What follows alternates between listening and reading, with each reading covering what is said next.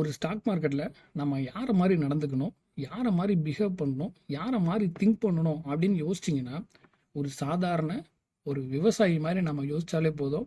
Stock மார்க்கெட்டில் எந்த விதமான பிரச்சனையும் இல்லாமல் நம்ம வந்து இன்வெஸ்ட் பண்ணலாம். அப்படி ஸ்டாக் மார்க்கெட்டுக்கும் ஒரு இன்வெஸ்டருக்கும் ஒரு ஃபார்மருக்கும் என்ன ரிலேஷன் இருக்குன்றதை பற்றி இந்த வீடியோவில் நான் எக்ஸ்பிளைன் பண்ணுறேன். வாங்க வீடியோக்குள்ளே போகலாம். நான் சரவணகுமார். நீங்கள் இந்த விவசாயத்தையும் விவசாயத்தை பற்றி என்னைக்காவது யோசிச்சு பார்த்துருக்கீங்களா? அப்படியே இன்றைக்கி தூங்கினவுடனே நாளைக்கு முளைச்சிருமா? அதை பார்த்தீங்கன்னா அது எவ்வளோ பெரிய லாங் ப்ராசஸ். முதல்ல விதையை எடுத்துகிட்டு வரணும், மண்ணை ரெடி பண்ணணும், மண்ணை ரெடி பண்ணதுக்கப்புறம் அந்த விதையை தூக்கணும், அந்த விதை முளைச்சி வரும்போது அதுக்கு தண்ணி விடணும், டெய்லி தண்ணி விடணும், தண்ணி காட்டணும், பார்க்கணும், எந்த பூச்சியோ எதுவும் வந்து அரிக்காமல் அதை பாதுகாக்கணும், பூச்சி மருந்து தெளிக்கணும். ஒரு 3லேருந்து 6 மாதம் ப்ராசஸ் இது. கண்டினியூஸாக அதை திருப்பி திருப்பி திருப்பி செய்யணும். சில சமயம் 1 இயர் கூட வெயிட் பண்ணணும். சில சமயம் மழை பெய்யும், மழை பெய்யாமல் போகும். இவ்வளோ விதமான ஒரு லாங் ப்ராசஸ் இந்த விவசாயம் பண்ணுறதுன்றது. அப்போ விவசாயிங்க என்ன மாதிரியான ஒரு மனநிலையோடு இருப்பாங்க? இப்போ ஒரு விவசாயி நான் வந்து இன்றைக்கி விதைச்சேன், நாளைக்கே எனக்கு பொருள் கிடச்சிரும் அப்படின்னு நினச்சா அது எவ்வளோ பெரிய முட்டாள்தனம். அதே மாதிரி தான் ஸ்டாக் மார்க்கெட் இன்வெஸ்டிங்கும். விதைன்றது நீங்கள் வாங்குகிற ஒரு கம்பெனியோட ஒரு ஸ்டாக்.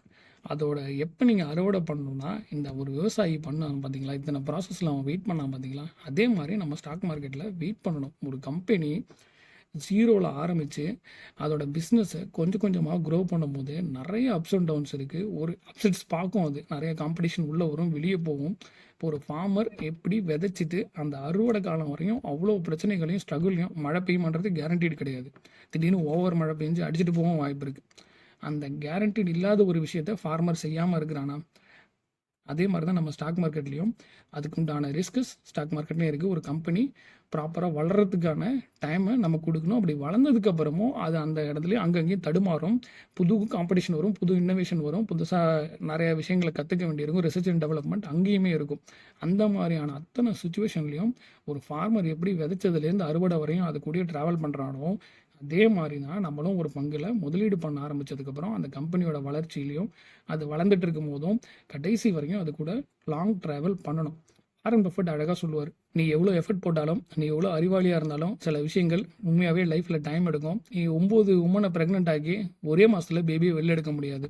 அந்த கோட்டை நான் வந்து கீழே காமிக்கிறேன், இங்கிலீஷில் போடுறேன், தமிழில் சொல்லும்போது அப்படி சொல்லிட்டேன். அதுதான் ரியல் ஃபேக்டும் கூட. Some things take time. Like farming மாதிரி இன்வெஸ்டிங்கும் டேக்ஸ் டைம். சீக்கிரம் வளரணும்னு ஆசைப்பட்டு முன்ன பின்ன பேர் தெரியாத ஒரு கம்பெனியில் இன்வெஸ்ட் பண்ணுறதோ, இல்லை எப்படி சொல்கிறது, இந்த ஷெல் கம்பெனிஸ்லாம் வச்சுக்கிட்டு அவங்களே ஸ்டாக் ஆப்ரேட் பண்ணி தன்னோட கம்பெனி பெருசுன்னு காமிப்பானுங்க. இந்த மாதிரியான கம்பெனியில் முதலீடு பண்ணுறது நமக்கு உண்மையாகவே லாஸை தான் உருவாக்கும். ஒரு விவசாயி எப்படி ஒரு விதையை வேகமாக வளர வைக்கிறதுக்கு எந்த ஷார்ட்கட்டையும் யூஸ் பண்ணுறது இல்லையோ, அதே மாதிரி தான் நம்மளும் நேச்சுராக ஒரு கம்பெனி அதோட வேகத்தில் க்ரோ ஆகிற மாதிரி அது கூட நம்ம ட்ராவல் பண்ணணும். இந்த இடத்துல இன்னொரு வாரன் பஃபெட் கோட்டையும் உங்களுக்கு சொல்கிறேன். The stock market is a device then transforming money from impatient to patient. Stock மார்க்கெட்ன்றது அமைதி இல்லாத ஒருத்தவங்கள்ட்டேருந்து அமைதியாக இருக்கிற ஒருத்தவங்களுக்கு பணத்தை பரிமாற்ற இடம்னு பஃபெட் சொல்கிறாரு. அதான் உண்மையும் கூட. உணர்ச்சி வசப்படவே கூடாது எல்லா டைமும். ஸ்டாக் மார்க்கெட்டில் ஒரு ஃபார்மரோட அந்த மனநிலை இருக்குது பார்த்தீங்களா, நம்ம விதைக்கிறோம், அது கேரண்டீடே கிடையாது. உண்மையாகவே அவுட் ஆஃப் த ஹேண்ட் தான், அவுட் ஆஃப் த கண்ட்ரோல் தான். அது ஒரு நல்லா வளர்ந்து கையில் கிடைக்கிறது. உண்மையாகவே மழை பெய்யணும், பூச்சி அரிக்காமல் இருக்கணும். சில சமயம் ஓவராக மழை பெஞ்சு காலி பண்ணி விட்றோம். சில சமயம் மார்க்கெட்டில் அதுக்கு டிமாண்டே இருக்காது. நிறைய தடவை நீங்கள் பார்த்துருக்கலாம், அந்த தக்காளி வெங்காயத்தெல்லாம் ரோட்டில் கொட்டிடுவாங்க. தக்காளி வெங்காயத்தெல்லாம் 5 ரூபாய்க்கு தான் போகுது. ப்ராப்பரான ரேட்டு கிடைக்காது. விளைவிச்சும் அவங்களுக்கு ஒரு கேரண்டீட் கிடையாது. இருந்தாலும் அவங்க அதை தான் திருப்பி போய் செய்வாங்க. அவங்களுக்கு தெரியும் விவசாயன்றது எப்படி பண்ணணும், இந்த மாதிரி இதெல்லாம் இருக்கும், அப்ஸ் அண்ட் டவுன்ஸ் இருக்குன்றதை அவங்களால புரிஞ்சிக்க முடியும். இன்னொரு பஃபெட்டோட கோட்டை சொல்லி நான் இந்த வீடியோவை முடிக்கிறேன். நம்ம ஒரு ஸ்டாக்கை 10 வருஷம் ஹோல்ட் பண்ண முடியாது அப்படின்னு நினச்சிங்கன்னா அந்த ஸ்டாக்கை 10 நிமிஷம் கூட ஹோல்ட் பண்ணக்கூடாது அப்படின்னு வாரன் பஃபெட் சொல்லுவார். அதை தான் நானும் உங்களுக்கு சொல்கிறேன். நம்ம ஒரு கம்பெனியில் முதலீடு பண்ணும்போது ரொம்ப பொறுமையாக அந்த கம்பெனி அந்த பிஸ்னஸை க்ரோ பண்ணுற வரையும் நம்ம அது கூட ட்ராவல் பண்ணணும், பேஷண்ட்டாக இருக்கணும். அப்போ தான் ஸ்டாக் மார்க்கெட்டில் சம்பாதிக்க முடியும்.